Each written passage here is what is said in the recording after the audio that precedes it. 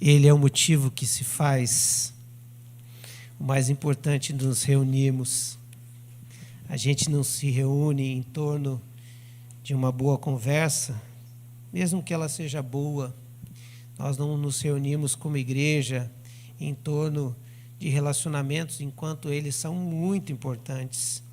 Nós não reunimos em torno, como igreja, por causa de uma boa música, mesmo que ela nos leve à adoração.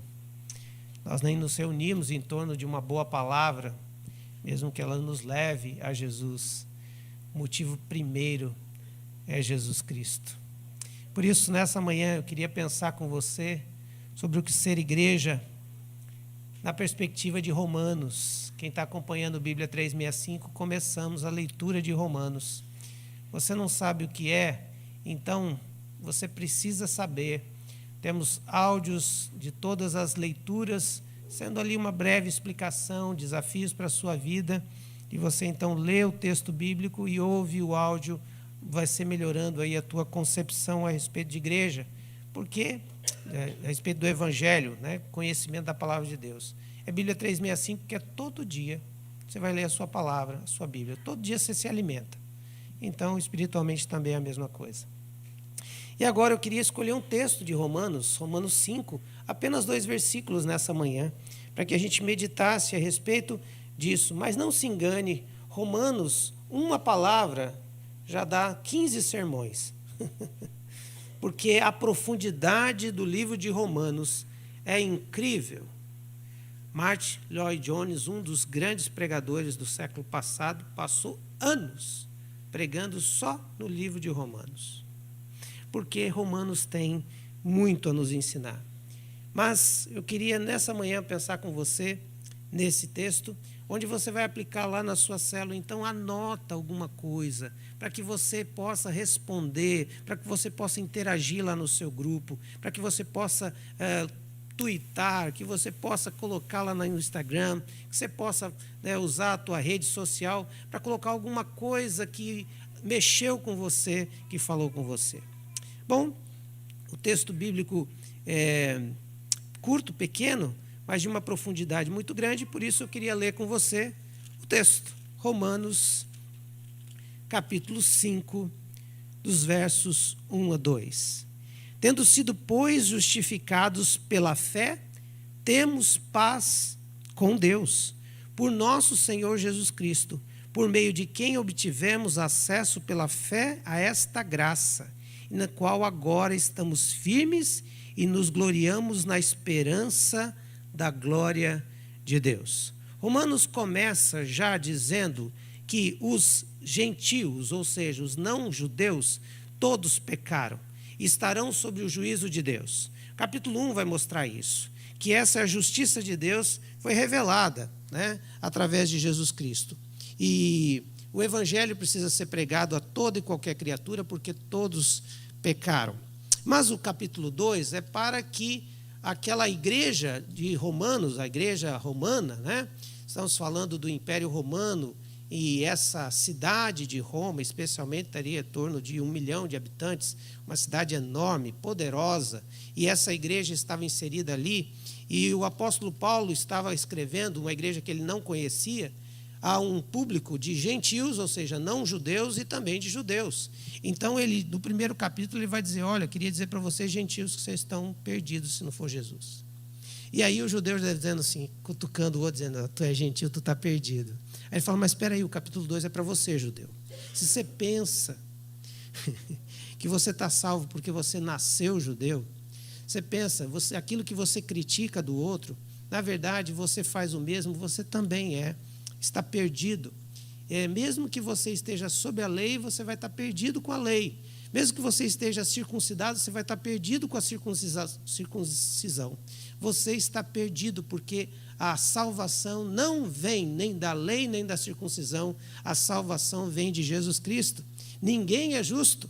Aí o capítulo 3 vem exatamente para dizer, olha, não tem vantagem. Versículo 1 do capítulo 3. Que vantagem, então, há de ser judeu a utilidade da circuncisão? Muito em alguns aspectos, mas para a salvação, não. A circuncisão vai te mostrar um caminho, a lei vai te mostrar um caminho, mas ela não salva. E aí ele termina colocando todo mundo na mesma situação, no versículo 23, muito conhecido, que diz: pois todos pecaram e estão destituídos da glória de Deus. Não há salvação em nenhum outro nome. Ouvindo um podcast essa semana a respeito, o título me chamou muita atenção. Eu convido você, se você quiser assistir, Idolatria Familiar. Vira a cabeça da gente a respeito da questão da família. Muito bom. E um dos que estavam ali disseram que nós estamos vivendo um tempo onde a gente tem que evangelizar o povo da igreja. E, sinceramente, eu acredito plenamente que sentado nos auditórios das igrejas tem gente não salva, achando que está salvo, porque incorporaram uma religiosidade, uma cultura religiosa, mas nunca experimentaram e desfrutaram da salvação.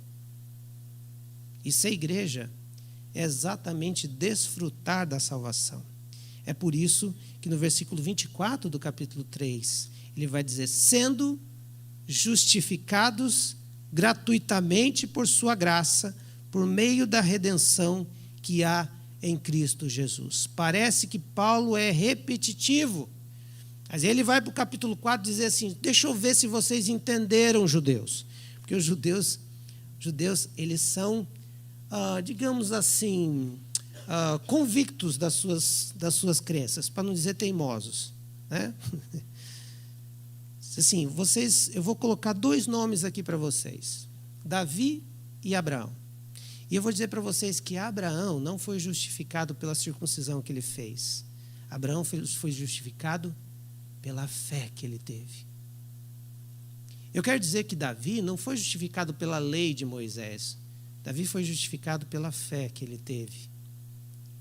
E aí, então, ele começa o capítulo 5, dizendo exatamente isso. Igreja romana, vocês precisam desfrutar da alegria da salvação. Porque se vocês não tiverem a convicção da salvação de vocês, primeira coisa, vocês já não são igreja. Porque igreja é a reunião dos salvos em Cristo Jesus.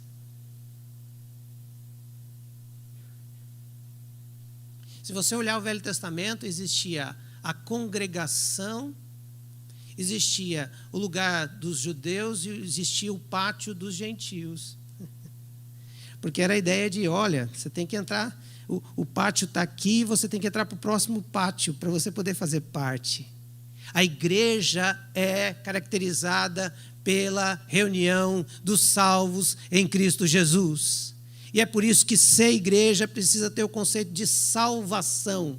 Não existe adesão, não é um clube social onde você compra o seu direito de participar do clube. É algo que alguém comprou para você.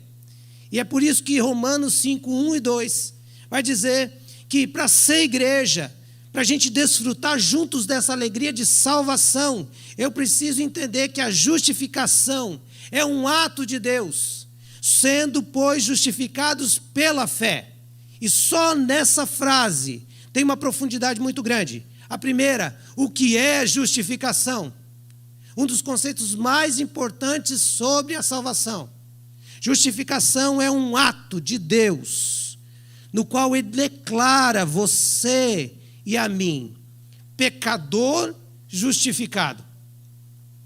Ou seja, nesse momento onde Ele decreta e declara que a partir daquele momento todas as condenações por causa do seu pecado já não levaria você para o inferno, porque Ele te declarou justo. Agora a pergunta é: se você não entende que é um pecador, você não entende o que é justificação. Se você não se acha pecador, você não precisa de justificação.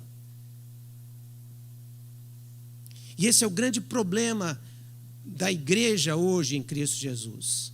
Nós conseguimos conversar com pessoas que acreditam plenamente que são boas pessoas. Que é boa gente. E o famoso não rouba, não mata, não se prostitui, não bebe, não fuma, não trai, não isso, não aquilo e lá. Só que não entendem que já nasceram em pecado. E não entendem que este pecado, que você já nasceu, é o que te leva para o inferno. Os outros só mostram o tamanho da sua culpa. E é por isso que ele teve que falar aos judeus: judeus, vocês estão tão convencidos que o Messias nasceu judeu, vocês estão convencidos que vocês têm a lei, que vocês têm a circuncisão, que vocês têm tanta coisa boa, vocês acham que isso vai levar vocês para o céu? Não. O que vai levar para vocês para o céu é se vocês entenderem que houve um sacrifício que torna vocês justos, que declara, não torna, declara vocês justos, e que faz com que Deus olhe para vocês e veja no meio, entre Deus e vocês, veja o sacrifício de Jesus Cristo. Porque eu e você merecemos o inferno. Sabe qual que é o problema de ser igreja? É que a gente tem que falar a verdade. E eu, como pastor, não posso passar a mão na sua cabeça. Pastor, mas o fulano trai a esposa. Ele é pecador. E você é tão pecador quanto ele. Não há grau de justificação, porque não há grau de pecados. Todos pecaram. Paulo está dizendo o seguinte: se você acha que é pecadinho ou pecadão, a régua é lá embaixo. Então, os que pecaram muito, não é que eles vão ficar num inferno mais quente, né? Uma temperatura mais elevada. E você vai ficar meio assim, Blumenau, né? Aí você fala assim: eu já estou acostumado mesmo, acho que dá. Dá para aguentar 40 graus. Não, querido. A temperatura é a mesma, no talo, como diz o outro.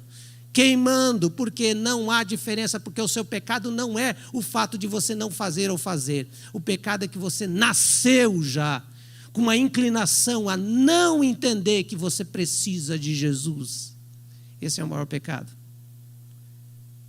E quando eu acho que eu sou bom, eu estou dizendo que eu posso me salvar.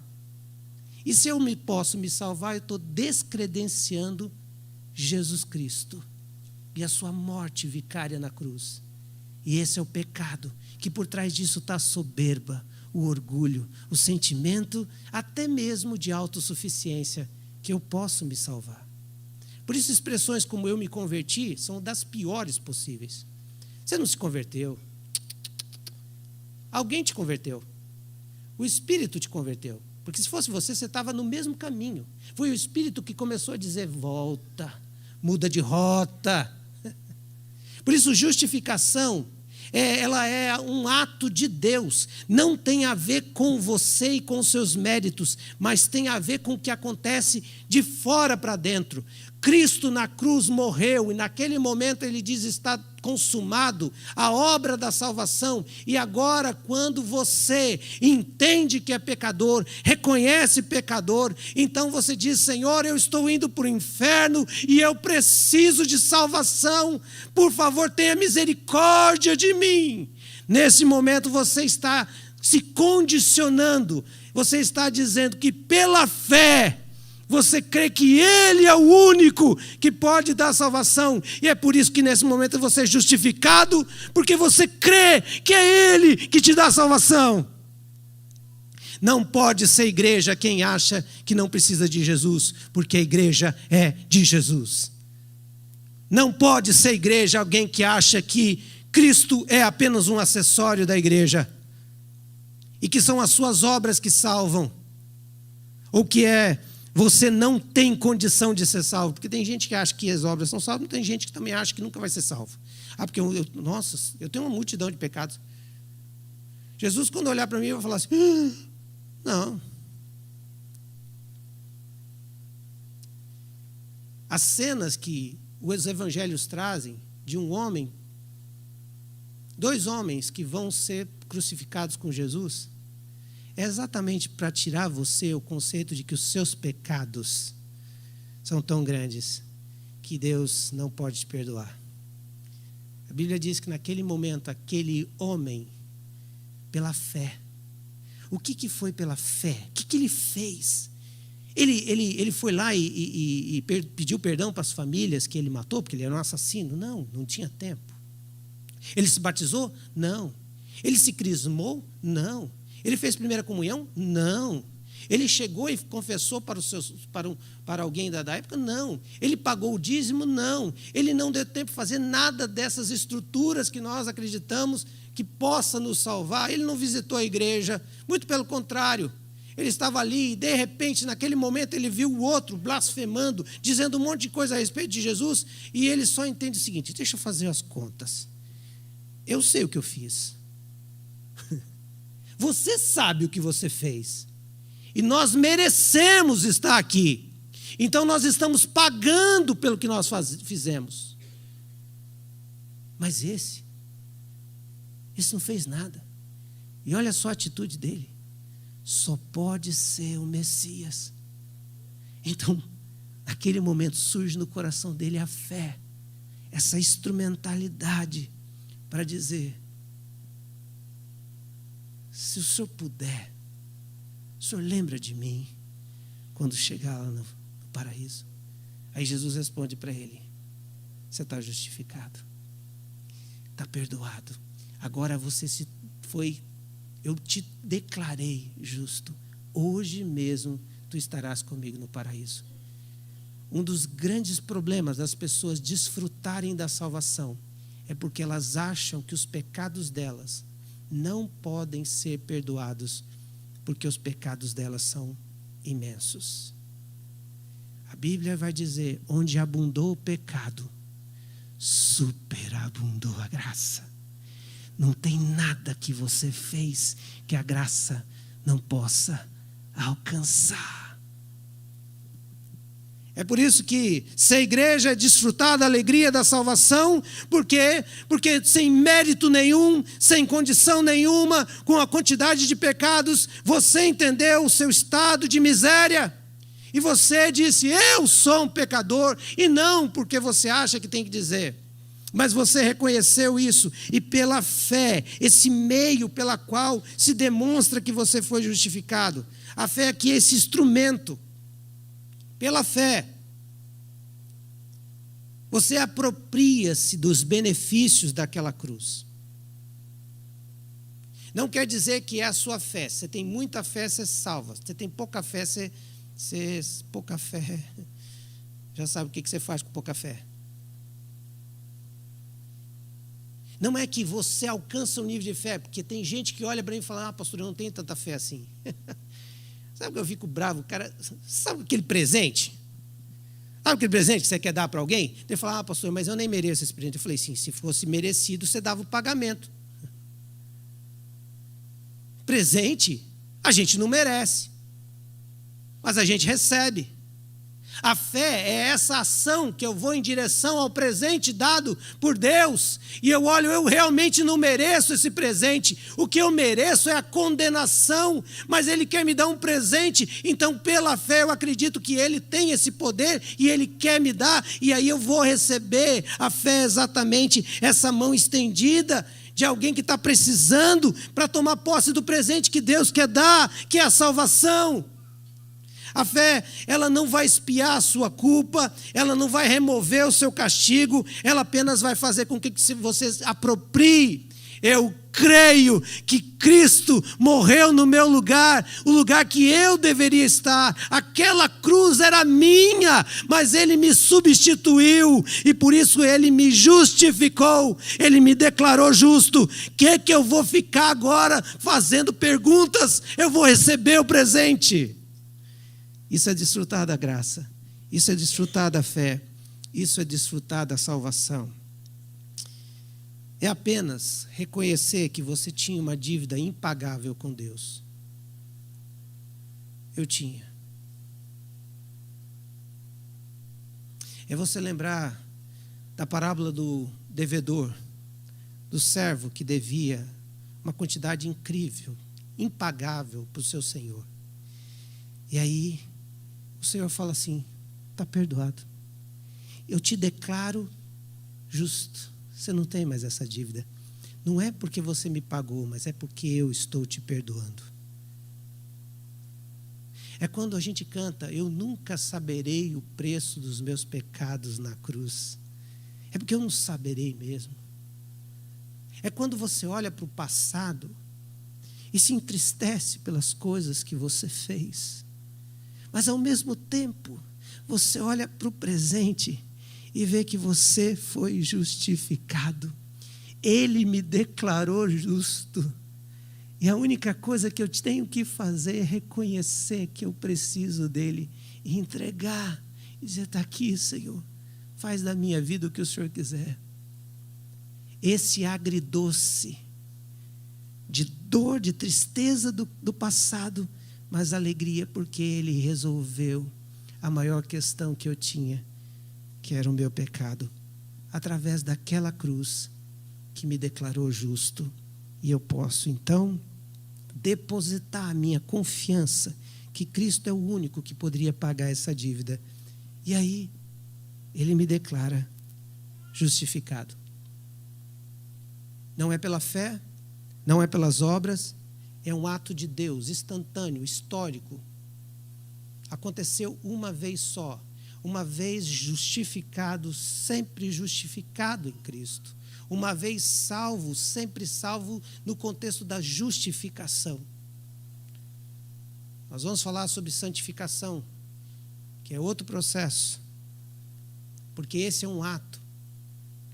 Você não pode sair daqui com a dúvida se você tem a sua salvação ou não. Porque ela é instantânea. É nesse momento que você dobrar o seu joelho ou você fechar os seus olhos e dizer: Senhor, eu entendi que eu sou um pecador e que se não fosse a sua cruz eu iria para o inferno. Mas eu entendi que a justificação é exatamente isso. O Senhor me declara justo porque eu depositei a minha vida em Ti. E é Jesus que é a causa da nossa justificação. É o intermédio dele.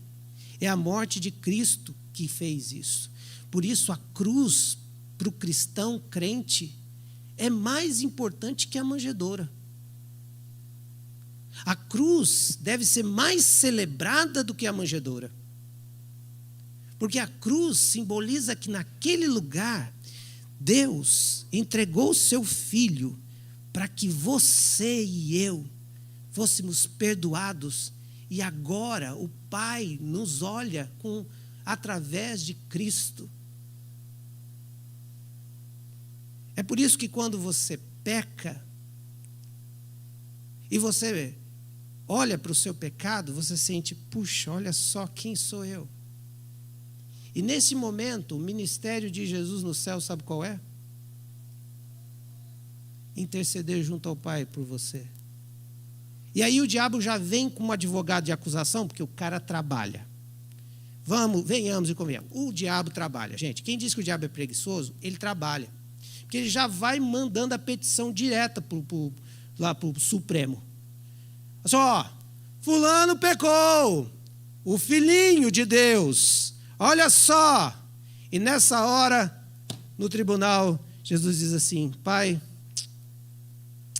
sobre isso que é essa acusação, eu já paguei na cruz. Tetelestai, está consumado, está pago. E aí Deus só fala assim: bom, carimbo de pago, próximo. Gente, o tribunal celestial trabalha diuturnamente, porque o que eu mando de problema para lá. E aí, quando Deus faz isso, declara justo, o Espírito Santo imediatamente fala assim: opa, tem que mandar o recado para a terra. E sabe qual que é o recado que ele manda para a terra? Ó, tá tudo bem a tua dívida. Não, ele manda assim: você pecou, hein? Como é que você vai fazer com isso? Teu coração está bem assim? E aí começa a vir algumas coisas muito interessantes que eu quero trabalhar aqui. Uma das coisas mais marcantes a respeito de você saber que você é salvo é que quando você peca, o Espírito Santo que já recebeu o recado que você está declarado justo, já vem dizer assim, mas tem que acertar suas contas com seu relacionamento com o papai. Não pode ficar assim. Você pecou contra nós. Você precisa acertar essa situação. Mas não tem a ver com a sua justificação. Tetelestai, está pago. Tem a ver com o nosso relacionamento. Entende? E é por isso que eu e você temos que celebrar juntos como igreja que nós fomos declarados justos. Que nem os pecados que a gente faz pode nos roubar da presença de Deus, porque está declarado. Nada vai mudar lá, mas precisa mudar aqui, porque se você não tiver um sentimento de pecado que você cometeu contra Deus ou contra alguém, é porque o Espírito Santo não habita em você. E se o Espírito Santo não habita em você, você ainda não recebeu o selo da salvação. Mas agora eu queria pensar nas consequências dessa justificação. E Paulo, nesses versículos, está vendo que é 2 versículos, mas olha que profundidade. Ele traz 3 benefícios poderosos que mostram a sua salvação e a minha salvação. O primeiro deles, ele vai dizer que, sendo, pois, justificados pela fé, nós temos paz com Deus. Paz, então, é fruto da vitória sobre o inimigo de guerra. Paz não é uma paz momentânea, não é uma paz com ausência de guerra, não é que você não tem mais inimigos, e esse era o conceito da pax romana. Os romanos queriam matar todo mundo, porque se mata o inimigo, está em paz. Por isso que no Império Romano, eles odiavam e já mandavam às suas legiões qualquer tipo de tumulto nas regiões tomadas. Por isso que quando chegava a época das festas, eles mandavam as guardas para lá, para Jerusalém, porque judeu gosta de uma confusão. Aliás, aquela região, Oriente Médio, meu Deus, o povo gosta de uma briga. Eu acho que eles brincam brigando e brigam brincando. Porque é assim, então eles mandavam. Então a Pax Romana era isolamento, né, de qualquer barbúrdia, qualquer confusão, porque isso trazia paz. Não, a paz de Cristo é em meio a essas tribulações, e hoje à noite eu vou falar sobre essas questões, porque a próxima parte do texto bíblico fala sobre isso. Mas olha só, os judeus então acreditavam numa paz de Deus, no Shalom, tanto que a expressão que um judeu diz para o outro é Shalom Adonai, né? Então ele está dizendo, a paz do Senhor, porque ele deseja paz. E quando ele fala paz, é o seguinte, 3 coisas. Que você seja bem rico, que você esteja bem sadio e que não tenha injustiça na sua vida. Esse é o conceito de paz deles. E aí, Jesus está dizendo, olha, não. O Paulo está dizendo, quando vocês resolvem o problema que vocês tinham com Deus, vocês se tornaram inimigos, houve uma rebelião, e vocês tomaram o poder e saíram do domínio de Deus. Naquele Gênesis 3 tão maldito, vocês romperam, nós, todos, a humanidade, rompemos com Deus e nos tornamos inimigos de Deus. Não que Deus se tornou inimigo nosso, mas nós nos tornamos inimigos de Deus. E é por isso que, quando Jesus veio, a era messiânica, ou seja, o Messias veio, e o Shalom de Deus para Israel chegou. A paz de Deus para Israel chegou. Não a ausência de conflito, mas uma paz estabelecida novamente com Deus. Porque Deus fecha o Velho Testamento falando dos profetas, dizendo assim, eu não aguento mais, dá náusea qualquer culto de vocês. Lembra do Velho Testamento que a gente fez os profetas? Você falava, meu Deus, é muito pesado o Velho Testamento. Não, é realidade, queridos.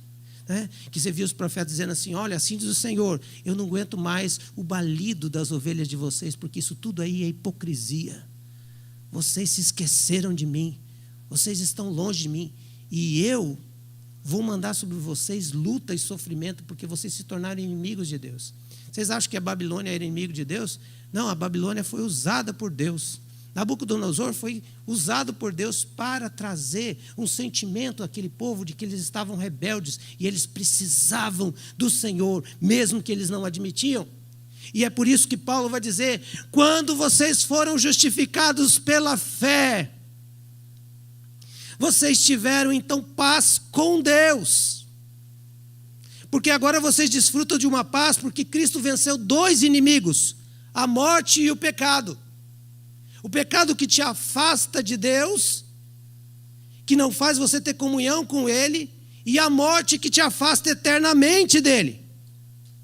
Esse é o shalom de Deus agora para a igreja. É quando nós começamos a nos encontrar como igreja, entendendo que eu e você fomos alcançados pelo mesmo sangue de Jesus, pela mesma cruz, e que os seus pecados e os meus pecados foram pagos. E agora a gente tem paz com Deus.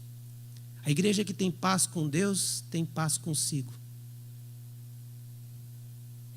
É por isso que quando você descobre que você foi perdoado, amado por Deus, mesmo sendo pecador, você começa a misericordiosamente, compassivamente aceitar os outros pecadores, não concordar. Porque você sabe que Cristo fez isso com você também. E a paz com Deus tem uma coisa muito interessante. Tem gente que confunde paz com Deus com paz de Deus. Paz de Deus, aí eu vou dizer paz de Deus. Quem já deu paz de Deus como saudação? Vamos ver quanto isso aqui. Paz de Deus, né? É a saudação católica, né? Paz de Deus? É isso aí, paz de Deus. Então tem gente aqui que nem lembra mais, ou nunca foi, né? O evangélico faz paz do Senhor, os pentecostais, nós damos graça e paz, porque nós somos diferentes. E paz de Deus. A paz de Deus você alcança no seu relacionamento pessoal de santificação. Grava bem isso. Então, quando você peca como pecador, perdoado e justificado, você perde a sua paz de Deus. Porque você perde essa conexão com Ele. No sentido de, não de conexão de salvação, mas no sentido de relacionamento. Mas a paz com Deus você não perde, porque é Ele quem te deu como presente da sua salvação. Hernandes Dias Lopes diz que a gente, sem a paz com Deus, a gente não tem a salvação. Mas quando a gente tem a paz com Deus e a gente peca, a gente perde a paz de Deus e a gente perde a alegria da salvação. Mas não a salvação. É por isso que quando você peca, crente em Cristo Jesus, você sente uma tristeza. Você sente totalmente, parece que distante. Você sabe o que acontece depois que você continua, não vai lá, não se relaciona com Deus, não pede perdão, não volta, você sente um vazio e sente que Deus está distante de você, o discurso que Deus está distante de você. Não, é você que está distante dele. E urgentemente é hora de você voltar a ter a paz de Deus no seu coração. Agora, a paz com Deus, você não vai perder. Pensa bem, você que é pai, no momento que aquela criança saiu do ventre da sua mãe, ou saiu da sua esposa, ou saiu do coração de vocês como adoção, a partir daquele momento, tá declarado, é seu filho. Não perde mais a filiação. Mas quando aquele menino, aquela menina apronta com você, te desobedece, te humilha, te desrespeita, você diz: perdi a paz com você. Mas você não deixou de ser meu filho. Entende essa dimensão? E é por isso que, como igreja, nós temos que celebrar, porque nós temos a paz com Deus, e nosso relacionamento é exatamente esse. Porque eu tenho paz com Deus, eu quero manter essa paz, né, no meu relacionamento diário com Ele, porque eu não quero perder paz de Deus. É fruto da minha reconciliação, porque foi pago o preço da dívida. E agora eu posso viver, então, não nesse estado de rebelião contra Deus, mas está pacificado. Não há mais rebelião. Eu me reconciliei com Deus. Aí ele vai dizer, obtivemos acesso a Deus. E esse acesso aqui é que quando o homem pecou, em Gênesis 3, todos estavam separados de Deus. Porque todos pecaram e estão separados, destituídos é separados. Então agora a volta do caminho para a religação não é a religião, é Jesus Cristo, é a cruz, é o acesso que agora aqueles homens iam até Jerusalém, no templo, chegavam lá, entregavam o sacrifício para o sacerdote levava até o altar, e assim, quando essa oferta era recebida, eles então estavam no novo acesso com Deus, estavam perdoados seus pecados. Então havia um véu no templo, e esse véu no templo, e também lá no tabernáculo, o véu do templo, os historiadores dizem que ele media mais ou menos ali 10 centímetros a 12 centímetros de espessura. Ô pano grosso! Você pensa que a nossa cortina é grossa? Isso aqui é papel de seda perto do véu do templo. Não podia nem chamar de véu, né? Tem que ser a tora do templo. E é exatamente no momento em que Cristo morre, e o versículo vai dizer lá em Mateus 27, 1 e 2, Mateus 27, versículos 50 e 51. Depois de ter bradado novamente em alta voz, Jesus entregou o seu espírito, e neste momento o véu do santuário rasgou-se de duas partes, de alto a baixo, para dizer que agora nós temos acesso a Deus por causa da morte de Jesus Cristo, que me justificou, que trouxe paz e me trouxe acesso a essa graça. Rasgou de cima a embaixo, Deus restabelecendo a conexão, o relacionamento. Essa é a ideia do acesso. E é tão interessante que essa palavra no grego está dizendo o seguinte: não sou eu que entrei lá. Falei, legal, está aberto, posso entrar. Não, é alguém que precisa te introduzir. É Jesus quem te introduz. É Ele quem te coloca para dentro do reino. É Ele quem te coloca para dentro dessa graça. Esse acesso é dado por alguém, e é esse alguém que nos deu acesso, chama-se Jesus Cristo. Foi Ele que me introduziu pelo santo e vivo caminho. E agora eu posso ter acesso a essa graça. E nessa graça estamos firmes. Você entrou pela porta da graça e não na porta da justiça. E é tão interessante que existe a porta da justiça em Jerusalém. No templo tem portões que tinham o nome Portas da Justiça, Salmo 118, 19 a 20, Isaías 26, 2. Somente os justos poderiam passar por ali. E eles iam na procissão, se purificando, orando e tal, e aí chegava um momento onde eles podiam passar. Agora, o que está acontecendo é que nessa porta da graça que nós temos acesso, foi o sangue de Jesus que nos purificou. E Ele disse, agora você pode entrar. É graça. E nessa graça nós estamos firmes. Firmes quer dizer o seguinte, não é que hoje você está bem com Deus, você tem acesso à graça. E amanhã tu está mal com Deus, você perde a graça. Você entra na desgraça. Não. É que por causa do sangue de Jesus Cristo, Ele te declarou justo. Você está em paz com Deus. Não paz, nem sempre paz de Deus. E agora você pode entrar, estar permanentemente. A ideia dessa palavra no grego é de um local do palácio ou do templo, onde você pode entrar e ficar permanentemente lá. Nós não vivemos perdendo a graça e alcançando a graça, perdendo a salvação e ganhando a salvação. É por isso, então, que Paulo vai dizer que depois dele ouvir, ele mandar dizer para todos ali, vocês estão salvos por causa da justificação pela fé, vocês vão ter paz com Deus, vocês estão firmes na graça e vocês vão se gloriar na esperança da glória de Deus. Primeiro, essa paz com Deus resolve o problema do perdão dos nossos pecados, é o passado. Então, quando você olhar para o seu passado, você que entendeu a mensagem do Evangelho, você vai olhar para o passado com a tristeza dos seus erros, mas com o sentimento que agora você está em paz com Deus, por causa da salvação em Cristo Jesus.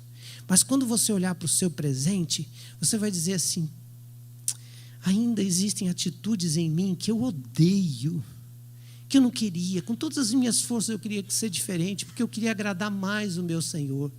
Você vai entender que você está firme na graça. E a graça é um favor imerecido, mas que você deseja obedecer ao Senhor. Mas uma outra coisa é o futuro. É quando você passa pelas tribulações, pelas lutas, quando as coisas não dão certo, parece que o mundo está contra você, você vê-se pressionado pelo mundo, você pode se gloriar na esperança da glória de Deus, porque você entende que não é aqui que você vai desfrutar totalmente dessa graça e dessa paz. Mas é quando o reino for totalmente estabelecido, você vai reinar com ele completamente. E naquele momento, aquilo que era pecado que ainda persistia, vai ser transformado num novo corpo e você vai viver para a glória dele. A palavra gloriar-se na esperança quer dizer júbilo, exultante, alegria, que é só dada por Deus. É uma esperança da glória. Ou seja, eu não espero aqui a alegria plena. Eu espero somente lá na glória. Aqui eu vou ter momentos de alegria. E isso é bênção. Sabe quando você se reúne com os irmãos para comer aquela pizza ou comer aquela salada, né? Porque cada um tem sua, né, veganice, né, tal, e cada um tem a sua churrasquice, e cada um tem seu orçamento também. Mas você se reúne, aí você sente alegria dos irmãos. Quando você está em célula falando sobre as coisas boas, você sente essa alegria. Mas depois você sai, você encontra alguém dizendo assim: pois é, o fulano e tal, você é fechado no trânsito, você lembra da sua dívida e a tristeza vem. E você é tomado por aquela tristeza. O que Paulo está dizendo é o seguinte: ser a igreja em Cristo, que desfruta da salvação, é aquele que entendeu que haverá sim uma esperança da glória, e que é nessa esperança que eu vivo, que isso tudo vai passar. Vai mesmo. Está muito bom, vai passar. Está horrível, vai passar. O que não vai passar vai ser a glória eterna. E essa é a esperança que eu tenho que viver. É um já, mas não agora, que a teologia chama de esperança, essa antecipação confiante daquilo que ainda não vemos. A glória de Deus, esse resplendor da glória divina. E é por isso que nós devemos nos reunir como igreja, nos reunir como pessoas, para buscar essa presença, porque muitas vezes é essa presença que nos lembra da glória. Eu imagino aqueles irmãos que estão em perseguição, eles se reúnem e ali o Espírito Santo os aquece, e nesse momento eles sentem a glória de Deus, e eles dizem: é isso que eu estou esperando. É quando você que resolve viver um relacionamento com Deus intenso, chega em casa, depois de um culto, depois de uma célula, depois de um microgrupo, depois de um momento onde você ora, e você junto com os irmãos é aquecido, você chega em casa, só leva bordoada. E aí vem um desânimo no seu coração. E os sinais de que você é salvo é que você sabe que tem paz com Deus, que você tem acesso à graça, e a graça está a minha graça te basta. E você fala assim: um dia não haverá mais dor.